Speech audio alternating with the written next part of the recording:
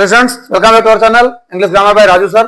और हम लोग इस बीच पढ़ रहे हैं एक्टिव एंड पैसिव वॉइसेस, जिनमें से हम लोग प्रेजेंट टेंस के सारे यानी प्रेजेंट इंडेफिनिट टेंस को पैसिव बनाना सीख लिया है, प्रेजेंट कंटीन्यूअस टेंस के सेंटेंसेस को पैसिव बनाना सीख लिया है, प्रेजेंट परफेक्ट टेंस के एक्टिव सेंटेंसेस को पैसिव बनाना सीख लिया है। याद रहे, किसी भी परफेक्ट कंटीन्यूअस टेंस की पैसिव नहीं बनती, तो प्रेजेंट परफेक्ट कंटीन्यूअस टेंस की पैसिव हम नहीं सीखे हैं। अब हमें सीखना है पास्ट टेंस में पास्ट इंडेफिनिट टेंस के सेंटेंसेस को पैसिवाइज करना। सबसे पहले बात अफर्मेटिव सेंटेंसेस की चली है, और आप जानते हो कि जब जब हम लोग किसी भी टेंस पर जाते हैं तो केवल एक चेंज होता है, और वो है ऑक्सिलरीज का।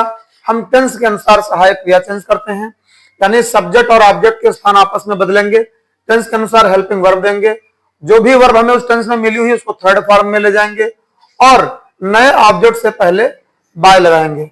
यह हमें ध्यान में रखना है। तो यहां पर मैं आपको सबसे सरल और सीधे तरीके से एग्जांपल्स पर ले चलूंगा कि जैसे कोई एक्टिव वॉइस का सेंटेंस है, बहुत ध्यान से देखना जिससे एक ही बार में बात समझ में आ जाए। एक्टिव वॉइस का सेंटेंस है I washed my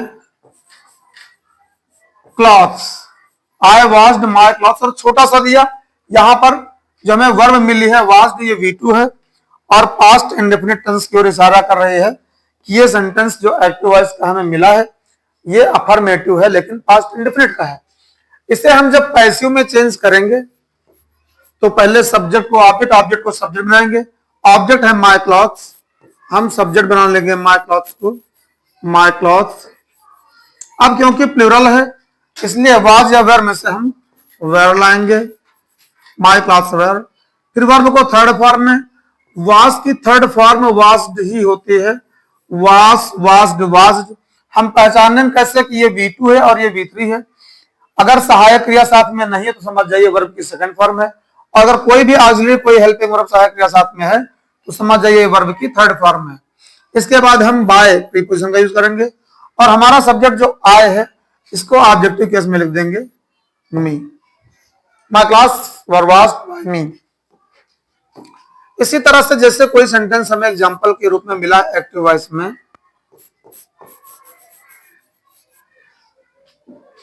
they helped me.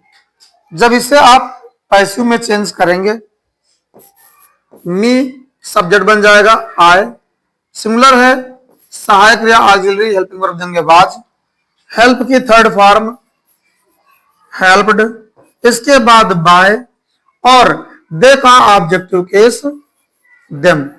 इसी तरह से कोई एग्जांपल है एक्टिव वॉइस में, सी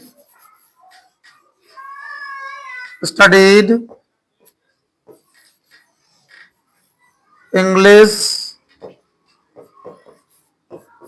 इन the class, she studied English in the class. ये सेंटेंस हमें मिला है। जब इसे हम वापस पैसिव में चेंज करेंगे तो इंग्लिश सब्जेक्ट बन जाएगा, हो जाएगा इंग्लिश, सिंगुलर नाउन है, वाज वर्ब में से वाज, स्टडीड की थर्ड फॉर्म भी studied, English was studied, in the class by, और सी का ऑब्जेक्टिव केस हर। तो इस तरह से आपने देखा, बड़ा आसान रहा। अब मान लीजिए एक्टिव वॉइस में कोई सेंटेंस है जिसमें डबल ऑब्जेक्ट है, जैसे you gave him your books, you gave him your books. जब इसे आप पैसिव में चेंज करेंगे तो हमारे पास दो ऑब्जेक्ट, हिम इनडायरेक्ट ऑब्जेक्ट और योर बुक्स ये डायरेक्ट ऑब्जेक्ट है। हम दोनों में से किसी से भी चेंज कर सकते हैं, पर ध्यान ये रखना कि अगर इनडायरेक्ट ऑब्जेक्ट बाद में लिखा जा रहा है तो उसके साथ टू अवश्य लगा देना। जैसे हिम से आपने पैसिव बनाया तो हिम का सब्जेक्टिव केस ही, सिंगुलर नाउन है वाज, ही वाज, गेव की third form given, give, gave, given.